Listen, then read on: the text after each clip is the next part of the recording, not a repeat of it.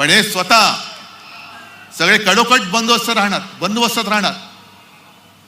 आमचे सगळ्यांचं संरक्षण काढून घेतलं आहे ते पण काढून घ्या. हे आमचं संरक्षक कवच आहे. कोणाची माय व्यायली असेल तर अंगावर येऊन दाखवा. पण स्वतः कडेकोट बंदोबस्तात राहायचं.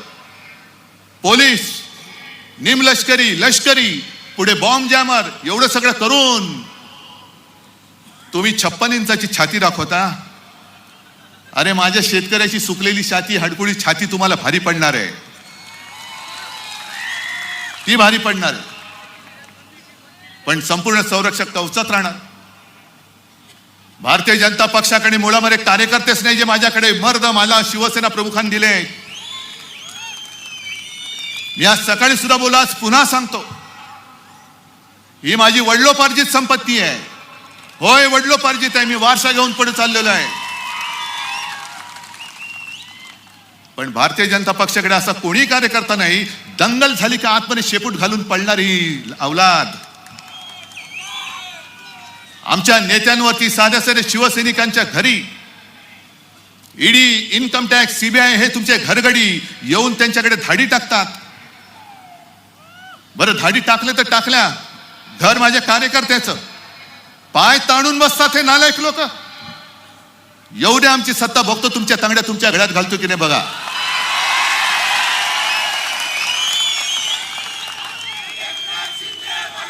पण एका बाजूला स्वतः कडेकोट बंदोबस्तात राहणार, दुसऱ्या बाजूला तुमच्या यंत्रणा, तुम्ही शासकीय यंत्रणा, त्या शासकीय यंत्रणांचा पगार माझ्या या सर्वसामान्य माणसाच्या खिशातून जातो हे त्या यंत्रणावाल्यांनी सुद्धा लक्षात ठेवावं.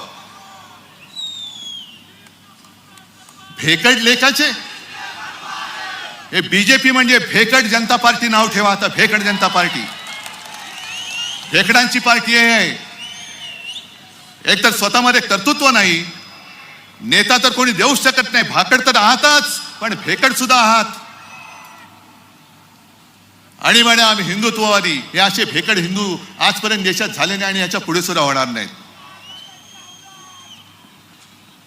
हे कुठलं हिंदुत्व आहे? आणि मध्ये आणि मोर्चे काढले होते, हिंदू जन आक्रोश.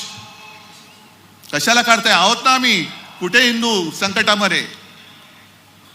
आणि तिकडे तुमचे विश्वगुरु बसलेले आहेत, ज्याच्यासाठी आम्ही पाठिंबा दिला होता हिंदुत्वासाठी. ते तिकडे बसल्यानंतर हिंदूंना या देशामध्ये आक्रोश करण्याची वेळ येत असेल तर त्यांनी खुर्ची सोडलेली बरी. खुर्ची सोडून द्या, आम्ही आहोत.